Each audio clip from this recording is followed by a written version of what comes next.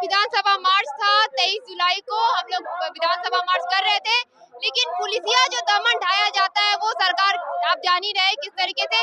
छात्र हित की जब बात आती है तो पुलिसिया दमन ढाता ही है। खास तौर पर नीट यूजी में जो धांधली हुई है वो 4 मई को ही पेपर लीक हुआ था, 5 मई को एग्जाम लिया गया, जबकि सारे सबूत सामने में है। और अभी के आज के दिन में ये जारी करते हैं पेपर में सरकार के द्वारा कि जहाँ भी पेपर लीक मामला आएगा वहाँ पे 1 करोड़ जुर्माना, 10 साल की सजा होगी। आप बता लीजिए, फिलहाल अभी नीट यूजी के जो धांधली और भ्रष्टाचार का आरोप जो लगा हुआ है एनटीए के ऊपर, और उसके अध्यक्ष जो प्रदीप जोशी है उन्हीं को कमान दिया जाता है सारी इन्वेस्टिगेशन का।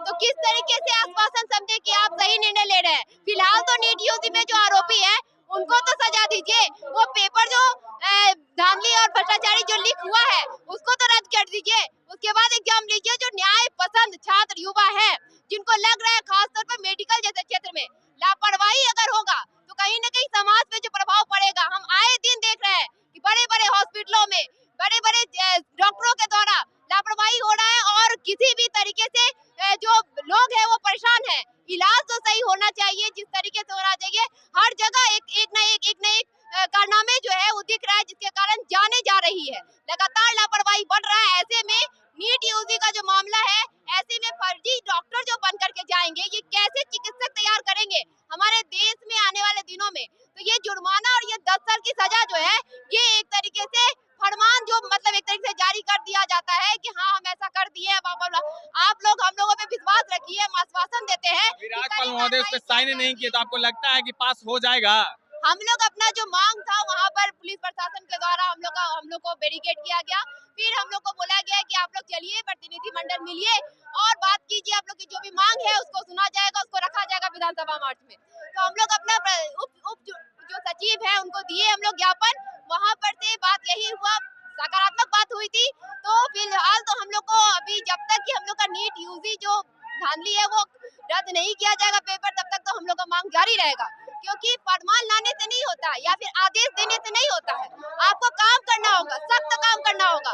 पेपर में लापरवाही हुई है और अगर लीक हुआ है, वो साफ सबूत है, तो उसको आपको रद्द करना होगा। और अभी जो फिलहाल आदेश फरमान दे रहे हैं उसमें अभी जो टॉप लिस्ट में 67 बच्चे जो आए हैं उसमें 720 मार्क्स टोटल होते हैं।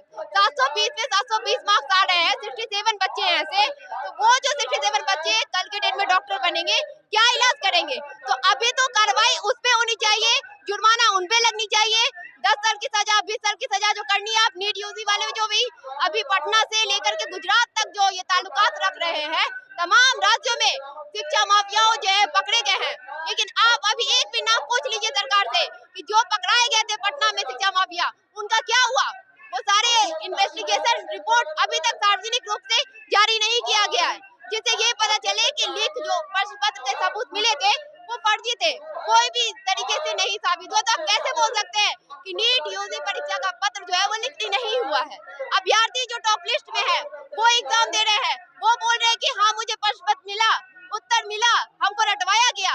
अगले दिन हूबहू आंसर शीट वही मिला था, वही लिखे, तब जाकर के वो टॉप लिस्ट में है। इससे बड़ा सबूत और क्या चाहिए। फिर सुप्रीम कोर्ट हो या सत्ताधारी जो भी लोग हो, वो किस चीज का इंतजार कर रहे हैं? सुप्रीम कोर्ट हो या फिर तमाम सरकार जो है वो सब एक तरीके से हमको लग रहा है कि सही कार्रवाई के दिशा में नहीं बढ़ रहा है। वो सब कहीं न कहीं कुछ न कुछ छिपाने पे लगे हुए हैं। ये सब एनटीए के संरक्षण में है।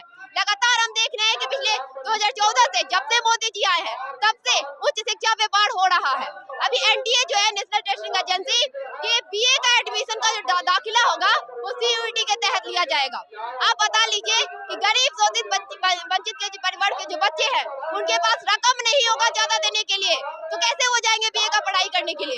इसका मतलब इंटर तक ही जाते जाते उनके पैर को कुचलने का प्रयास किया जा रहा है ऐसे गैर संवैधानिक संस्था। एक आखिरी सवाल की जो आपने मिला राज्यपाल महोदय से मिला, उसके बाद अगर आपकी मांगे पूरी नहीं होती तो फिर अगला कदम क्या होगा? हम लोग का अगला कदम संसद मार्च होगा।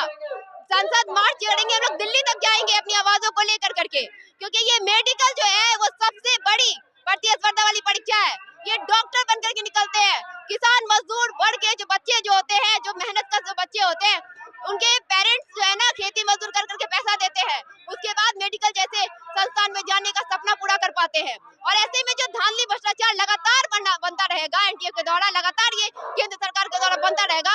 इसके खिलाफ में हमारी आवाज तब तक बनी रहेगी जब तक कि ये भ्रष्टाचार खत्म नहीं होगा। इसलिए संसद मार्च करेंगे। हमारी मांग तब तक रहेगी जब तक ये एनटीए को खत्म नहीं करते, शिक्षा मंत्री इस्तीफा नहीं दे देते, और जब तक हमारी मांग पूरी नहीं हो जाएगी हम लोग दिल्ली तक जाएंगे, संसद घेराव करेंगे। जी धन्यवाद। तो आपने सुना इनका साफ तौर पे कहना है कि अगर हमारी मांग पूरी नहीं होती है तो संसद भवन तक जाएंगे, और जब तक ईंट से ईंट बजा न दे, नीट पेपर लीक को रद्द न करवा दें, एनटीए एजेंसी को ब्लैकलिस्ट न करवा दें, तब तक ये जो है हमारी मांग और आंदोलन जो है वो चलता रहेगा, या बिहार से लेकर दिल्ली तक वो चलता रहेगा। लेकिन देखना होगा किस तरह से जो नीट पेपर लीक का मामला जो है वो जो पारदर्शिता पूर्वक जिस तरह से सभी की मांगे हो रही है हो पाती है या नहीं। इस तरह के तमाम खबरों के लिए बने रहे, देखते रहें एमपी न्यूज़ इंडिया। धन्यवाद।